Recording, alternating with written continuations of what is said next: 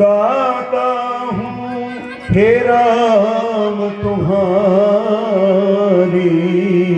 मैं भी गोरोगा था नाथ आपके गुण गायन की। नहीं है मुझ में क्षमता किंतु कहा लेगी बालक से माँ सीता की ममता। प्रेम से बोले श्री सीताराम जी महाराज की, श्री हनुमान जी महाराज की, श्री गुरुदेव भगवान की, श्री तुलसीदास जी महाराज की, श्री गौरी शंकर भगवान की, वेद चतुर्वेदी जी महाराज की। परम पावन ग्राम बड़े बुर्दा के श्री सीताराम कथा रसिक श्रद्धालु सज्जन वृंद, श्रद्धामयी करुणामयी भक्तिमती माताओं, मन संचालक महोदय, आयोजन समिति। आज वनवास की अवधि का अंतिम दिन है। भरत जी महाराज नंदीग्राम में बैठे हुए हैं और उनका मन अत्यंत व्याकुल हो रहा है। भरत जी महाराज सोच रहे हैं कि क्या कारण है, प्रभु के आगमन की सूचना मुझको नहीं मिल रही है। ये केवट भी बार बार आकर के प्रभु के संबंधित समाचार सुनाता था, पर आज केवट का भी दर्शन नहीं हो रहा है। कोई भी ऐसा माध्यम मुझको नहीं दिखाई पड़ रहा है जिससे ये मुझको ज्ञात हो कि प्रभु आ रहे हैं कि नहीं आ रहे हैं। मैंने तो पहले से प्रभु को निवेदन कर दिया था कि प्रभु अवधि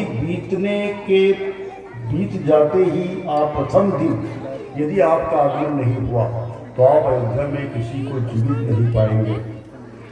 और इस तरह से भरत समुद्र का मंथन हो रहा है और यहाँ पर विद्वानों के अनुसार कहा जाता है कि यहाँ पर दैन्य रत्न का प्रकटीकरण हो रहा है। गोस्वामी तुलसीदास जी महाराज लिखते हैं कि राम विरह सागर मह भरत मगन मन होत। राम जी के विरह सागर में, राम जी के वियोग रूपी सागर में भरत जी का मन जो है वो डूबना ही चाहता है। पर उसी समय भगवत कृपा से विप्र रूप धरि पवन सुत आई गयऊ जलपोत। अरे कोई समुद्र में डूब रहा है, डूबते को तिनके का सहारा कहा जाता है। कोई डूब रहा है और उसको बचाने के लिए कोई साधन आ जाए, वैसे ही ब्राह्मण का वेश धारण करके, विप्र का वेश धारण करके पवन पुत्र श्री हनुमान जी महाराज ऐसे आ जाते हैं जैसे डूबते हुए को कोई नौका मिल जाए, कोई जहाज मिल जाए, कोई नाव मिल जाए। आइए इन पंक्तियों पर गंभीरतापूर्वक विचार करने की चेष्टा करेंगे एक भजन के ऊपर।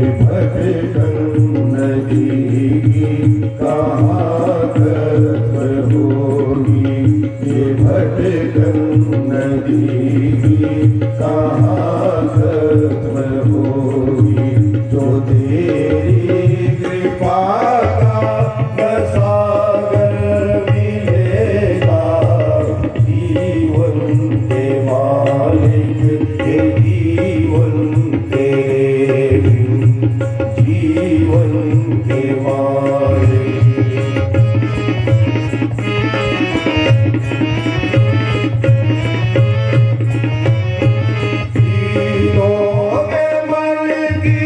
व्यथा सुनने वाले तू बैठा है अपने गुनों को छुपाए तीनों के मन की व्यथा सुनने वाले तू बैठा है अपने गुनों को छुपाए भटकता है कोई न तुझको अभी भी ये चिंता सताए ये जग क्या है तू भी चकित देखना जब ये जग क्या है तू भी चकित देखना जब मेरे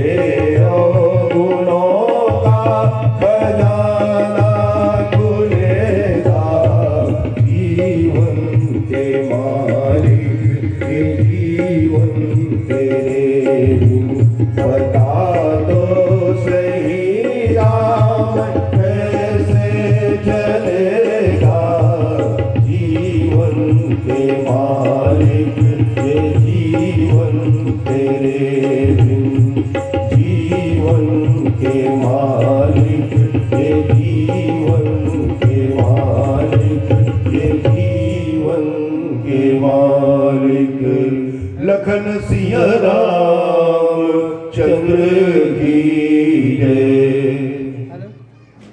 भरत जी महाराज मन में विचार करना है कि मैंने तो प्रभु से पहले निवेदन कर दिया था,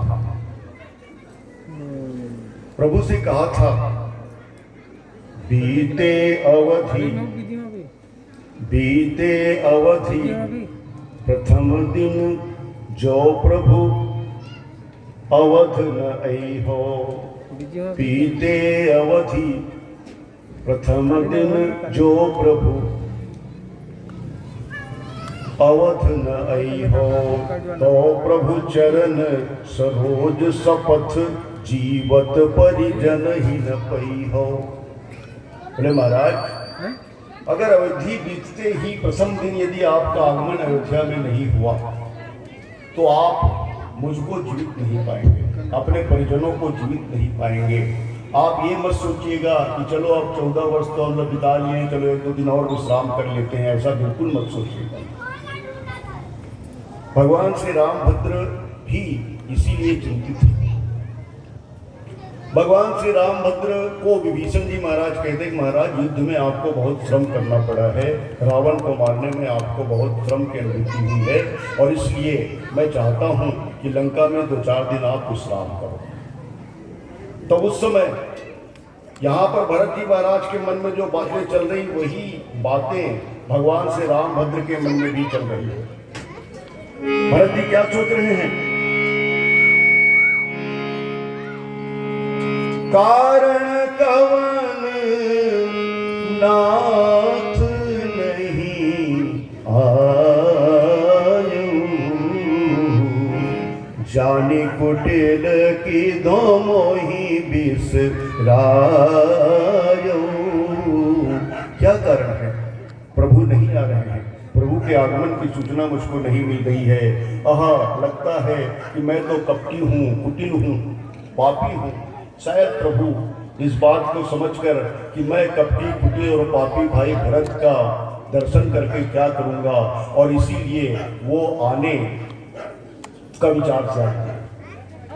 लक्ष्मण जी की सराहना करते हुए कहते हैं कि धन्य लक्ष्मण बड़ भागी, राम पधार बिंद अनुरागी। कपटी कुटिल मोह प्रभु चिन्हा, ताते नाथ संग नहीं लिन्हा। मैंने तो प्रभु से कहा था कि प्रभु लक्ष्मण और शत्रुघ्न को वापस कर देते हैं, मैं आपके साथ चलता हूँ, पर प्रभु ने कहा कि नहीं नहीं भरत, मैं लक्ष्मण जी के साथ ही जाऊंगा, तुम अयोध्या लौटो। और इस तरह से प्रभु ने मुझको कुटिल कपटी जान करके अपने साथ नहीं लिया। और फिर मैंने तो वास्तव में ऐसी करनी की है, उस करनी की याद अगर प्रभु जी को आ जाए तो प्रभु तो 14 वर्ष क्या कई वर्षों तक अयोध्या में नहीं आएंगे। प्रभु ने कहा कौन सी, किसी ने पूछा कि आपकी करनी क्या है, तो बोले मैं परम भक्त श्री हनुमान जी महाराज को बाण मार करके गिरा दिया था जबकि लक्ष्मण जी के प्राण संकट में थे। ऐसे कठिन समय में भी मेरे द्वारा ये पाप हुआ, ऐसी करनी मेरे द्वारा हुई है। और इस करनी का स्मरण जब प्रभु को होगा तो शायद प्रभु ने आने का विचार स्थगित कर दिया। और उसके बाद प्रभु के स्वभाव की महिमा उनको याद आती है। कहते हैं कि प्रभु मेरे ऐसे नहीं हैं, वो तो अत्यंत उदार स्वभाव के हैं, वो तो उनके जैसा उदार तो और कोई नहीं है। मोरे जी भरोस दृढ़ हुई, मिलिए राम सगुन शुभ हुई। और उसके बाद भरत जी कहते हैं बीते अवधि रही जो प्राण, अधम कवन जग मोहि समान। भरत जी महाराज का दैन्य देखिए। भरत जी महाराज साक्षात प्रेम के स्वरूप हैं, प्रेम स्वरूपम अनिर्वचनीय। भरत ही कहा सराय सराही प्रेम प्रेम राम प्रेम मूर्त। कई लोगों ने कहा कि आप तो साक्षात राम प्रेम की मूर्ति हैं। भगवान श्री रामभद्र ने या ब्रह्म ने अपने आप को राम के रूप में प्रकट किया, तो प्रेम ने अपने आप को भरत जी के रूप में प्रकट किया। और प्रेम हरि को रूप है ज्यो हरि प्रेम स्वरूप, और एक रहे दो बलि लखे ज्यो सूरज और धूप। जैसे सूरज और धूप में कोई अंतर नहीं, वैसे परमात्मा और प्रेम में कोई अंतर नहीं। जो परमात्मा है वही प्रेम है, जो प्रेम है वही परमात्मा। तो भरत जी महाराज मन में विचार करते हैं कि अवधि बीत जाने के बाद भी अगर प्रभु नहीं आए तो मैं अपने प्राणों को अपने शरीर में नहीं रखूंगा। और भरत जी महाराज और क्या विचार करते हैं, अवधि यही है अवधेश के आने की, अवधि यही है अवधेश पद पाने की, अवधि यही है अवधेश वचनों की, और अवधि यही है अवधेश के आने की, अवधि यही है अवधेश पद पाने की। और प्रभु न जो आए तो अवधि है हमारे प्राण जाने की। भरत जी महाराज देखिए उनके मन में क्या क्या भाव उत्पन्न हो, और अपने प्राण से ही कहने लगे कि अरे प्राण तू मेरे शरीर में क्यों हो, तू मेरे शरीर को छोड़ करके जा। प्राण ने पूछा कहां जाऊं? भरत जी ने कहा जाओ जाओ प्राण जानकीस ठहर गए हो जहां। प्राण ने पूछा मैं वहां जाकर क्या करूंगा? जाओ जाओ प्राण जानकीस ठहर गए हो जहां, जाकर उन्हें मम वेदना सुनाना तुम। बोले आपकी वेदना तो मैं सुनाऊंगा, आपकी पीड़ा तो मैं सुनाऊंगा, पर उसके बाद भी अगर प्रभु नहीं लौटे तो क्या करूंगा? जाकर उन्हें मम वेदना सुनाना तुम, इतने पर भी न लौटे मेरे प्राण प्यारे राम, तो हे प्राण लौट के इस देह में न आना तुम। श्री भरत जी महाराज अपने प्राण से ही कहते हैं कि तुम वहां जाकर के मेरी वेदना को सुनाओ। मेरी वेदना और मेरे पीड़ा को सुन करके भी प्रभु यदि आने के लिए तैयार ना हो तो तुम वही ठहर, इधर तुमको आने की जरूरत है। ये भरत जी की भावदशा, ये भरत जी की दैन। भरत जी ज्ञान भक्ति कर्म के साक्षात स्वरूप है, लेकिन उसमें उनमें दीनता। तू दयालु दीन हो, तू दानी हो भिखारी हो प्रसिद्ध पाठ की तू पाप पुंज। तुलसीदास जी महाराज इसीलिए कहते हैं। तो भरत जी महाराज किस प्रकार का विचार करते हुए सोच रहे हैं, और इसीलिए बीते अवधि रही जो प्राणा अधम कवन जो मोहि समा। इधर प्रभु भी कहते हैं विभीषण जी से, विभीषण जी जब कहते हैं कि आप लंका में 2-4 दिन रह करके अपने श्रम का निवारण करो, तब प्रभु कहते हैं कि अरे मैं 2-4 दिन रुक सकता था, लेकिन क्या करूं, एक व्यवस्था है, मुझको तुरंत जाना है। और प्रभु बहुत ज्यादा व्याकुल है। देखिए भक्त के मन में अगर व्याकुलता होती है भगवान से मिलने की, तो प्रभु या भगवान के मन में भी व्याकुलता होती है भक्त से मिलने। दोनों तरफ एक ही बात हो रही, बीते अवधि रही जो प्राण। देखिए संगति में लाते हैं, और इधर प्रभु क्या कह रहे हैं विभीषण जी से, बीते अवधि जाऊं जो जियत न पाऊं वीर वीर वीर। अगर अवधि बीत जाने के बाद भी अगर मैं नहीं गया तो मैं भरत को जीवित नहीं पाऊंगा, और ये मेरे बर्दाश्त से बाहर है। और इसीलिए यहां पर लिखा गया, राम विरह सागर मह भरत मगन मगन होत